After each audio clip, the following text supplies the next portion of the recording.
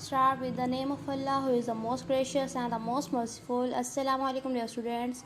Hope so all of you are quite fine. Today is 20th August 2020 and today is Thursday. It's your science subject. Nowadays we are doing the chapter number 6 and its name is the air. आज के days का जो diary में आपका जो writing material जो mention किया गया है वो है आपका चैप्टर नंबर 11 का LQ नंबर 1। आपको राइटिंग मटेरियल में जैसा कि लॉन्ग क्वेश्चंस ही लिखने को दिए जाते हैं ताकि इसके जो डायग्राम्स रिस्पेक्टिव डायग्राम जो होती हैं ताकि वो भी आप उसके साथ बना के उसको लेबल करके उसकी प्रैक्टिस कर सकें ताकि वो अच्छी तरह एक दफ़ा आपके हाथ से निकल जाए ताकि आपको उसके स्पेलिंग्स वगैरह सब कुछ ईच एंड एवरीथिंग क्लियर हो जाए। नेक्स्ट आपका लर्निंग मटेरियल जो है आज की डायरी में वो आपके रिमेनिंग वर्ड शॉर्ट क्वेश्चंस हैं चैप्टर नंबर 6 के, जो कि 4 शॉर्ट क्वेश्चंस हैं 11 से 14 तक। ये आपके रिमेनिंग शॉर्ट क्वेश्चंस हैं चैप्टर नंबर 6 के, ये आपके लर्निंग मटेरियल में आज की डायरी में मेंशन आउट किए गए हैं।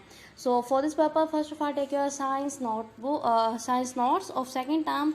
आपका आज का लेक्चर जो है शॉर्ट के नंबर 11 से स्टार्ट है।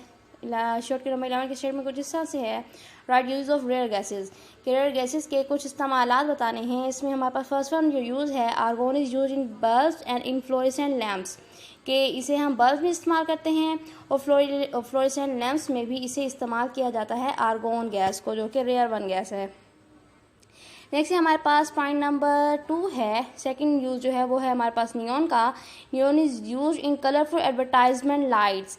आपने देखा होगा जैसे आप रोड्स पे निकलते हैं तो आपने देखा होगा बहुत बड़े बड़े बैनर्स जो हैं वो लगे होते हैं, उसमें डिफरेंट कलरफुल लाइट्स के थ्रू रात स्पेशली रात के टाइम जो है वो उस वक्त लाइटिंग की होती है।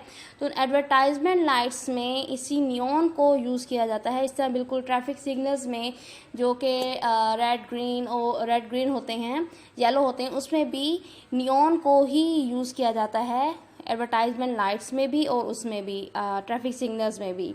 नेक्स्ट वन हमारे पास शॉर्ट की नंबर 12 है। इसकी स्टेटमेंट है why green house effect is important for humans, कि इंसानों के लिए जो है वो ग्रीन हाउस इफेक्ट क्यों इम्पोर्टेंट है।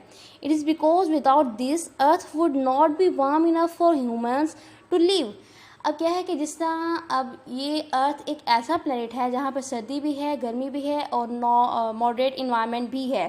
जिस तरह हमें बहुत ज़्यादा गर्मी की वजह से क्या है कि हमारा जिस तरह एटमॉस्फेयर जो है वो उस डिस्ट्रॉय हो रहा है, बिल्कुल इसी तरह हम जानदारों को तमाम जानदारों को वार्मनेस भी चाहिए होती है, गर्मी भी चाहिए होती है ताकि हम ज़िंदा रह सकें। क्योंकि सर्दियों जिस तरह बहुत ज़्यादा सर्दी पड़ती है, अगर बहुत ज़्यादा सर्दी पड़े बिल्कुल गर्मी ना आए, ग्लोबल ग्रीन हाउस इफेक्ट ना हो तो सब हर चीज़ मुंजमद हो जाए, तो कोई लाइफ जो है वो एग्जिस्ट ना कर पाए। तो बिल्कुल इस तरह ये ग्रीन हाउस इफेक्ट जो है वो ह्यूमंस के जिंदा रहने के लिए भी बहुत ज़रूरी है, बहुत इंपॉर्टेंट है। नेक्स्ट है शॉर्ट क्यू नंबर 13 जो है for which purpose dry ice use. Dry ice जो कि कार्बन डाइऑक्साइड की सॉलिड फॉर्म है, इसके थ्रू ये हमने प्रीवियस लेक्चर में बताया था कि हमने आर्टिफिशियल रेन भी कॉज की थी, जो कि और जिसका एक्सपेरिमेंट ऑस्ट्रेलियन डेजर्ट में किया गया था, जो कि सक्सेसफुली डन भी हुआ था। तो बेसिकली हमारे पास इसमें फ़िलहाल हमारे पास शॉर्ट क्यू में इसके 2 यूजेस पूछे गए हैं। फर्स्ट वन यूज़ हमारे पास जो है वो ये है, dry ice is use to preserve the food, इसके थ्रू हम फूड को प्रिजर्व कर सकते हैं एक अरसे के लिए, एक मुद्दत के लिए।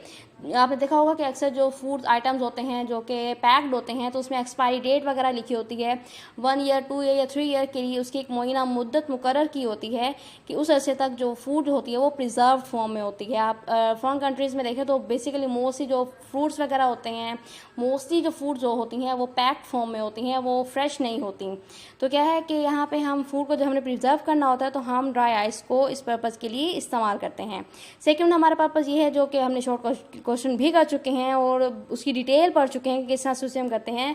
Dry ice is use for artificial rain, कि इसके थ्रू हम क्या करते हैं, आर्टिफिशियल रेन भी कॉज करते हैं। नेक्स्ट वन है हमारे पास शॉर्ट क्यू नंबर 14 है। शॉर्ट क्यू नंबर 14 के स्टेटमेंट है how much oxygen produced by a tree, कि एक ट्री जो है, एक दरख्त जो है वो कितनी ऑक्सीजन जो है प्रोड्यूस कर सकता है। एज वी नो फोटोसिंथेसिस के प्रोसेस में प्लांट्स जो है वो कार्बन डाइऑक्साइड यूटिलाइज करते हैं, अब्जॉर्ब करते हैं, जिसके नतीजे में ऑक्सीजन जो है वो गिव आउट कर रहे होते हैं, एटमॉस्फेयर में दे रहे होते हैं। अब यहाँ पे ये क्वेश्चन है कि एक ट्री कितनी ऑक्सीजन प्रोड्यूस कर सकता है। 1 tree produces as much oxygen which can fulfil the needs of 36 children, कि एक दरख्त जो है वो इतनी ऑक्सीजन की क्वांटिटी प्रोड्यूस कर सकता है जिसके ज़रिए से 36 यानी कि 36 बच्चों की जो ज़रूरत है ऑक्सीजन की जो कि वो ब्रीदिंग पर्पज़ के इस्तेमाल कर रहे होते हैं, वो ज़रूरत पूरी की जा सकती है, फुलफ़िल हो सकती है। यानी कि एक ट्री जो है वो इतने ऑक्सीजन पैदा करने की कैपेबिलिटी, सलाहियत रखता है। नेक्स्ट में हमारे पास जो राइटिंग मटेरियल है वो है हमारे पास चैप्टर नंबर 11 का, जो कि हमारे पास 4th वन चैप्टर है सेकेंड टर्म का। उसका हमारे पास LQ नंबर 1 है। LQ नंबर 1 की हमारे पास स्टेटमेंट जो है वो इस तरह से, ये आपके पास राइटिंग मटेरियल है आज के लेक्चर के लिए।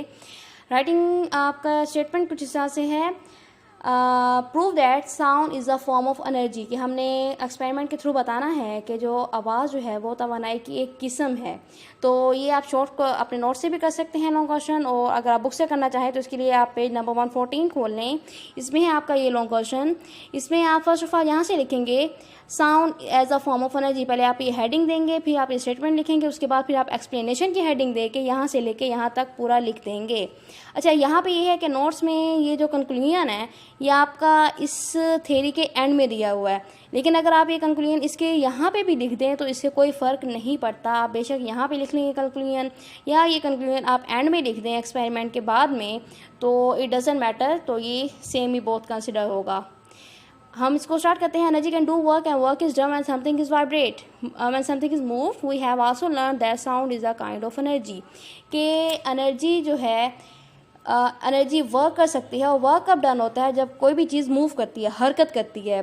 और हमें यही पता है कि साउंड जो है वो एनर्जी की एक किस्म है, तो हमने ये प्रूव करना है कि एनर्जी की किस्म ये किस तरह से है। तो इसकी एक्सप्लेनेशन की आप हेडिंग देंगे मार्कर के साथ। इसके बाद आप ये एक्सपेरिमेंट लिखना स्टार्ट करेंगे। When we strike a drum sound is produce. और जब हम एक ड्रम को स्ट्राइक करते हैं, उससे बजाते हैं, तो साउंड प्रोड्यूस होती है, आवाज़ पैदा होती है। The sound is produce because the drum skin vibrates. अब आवाज़ पैदा क्यों होती है? क्योंकि ड्रम की जो स्किन है वो वाइब्रेट पैदा करती है, थरथराती है। This sound vibrates over air drum and we hear it. ये जो वाइब्रेशन है, इससे हमारे कान का जो पर्दा है उसमें वाइब्रेशन पैदा करती है, उसको वाइब्रेट करती है, जिसकी वजह से हम ये आवाज़ जो है वो सुन सकते हैं।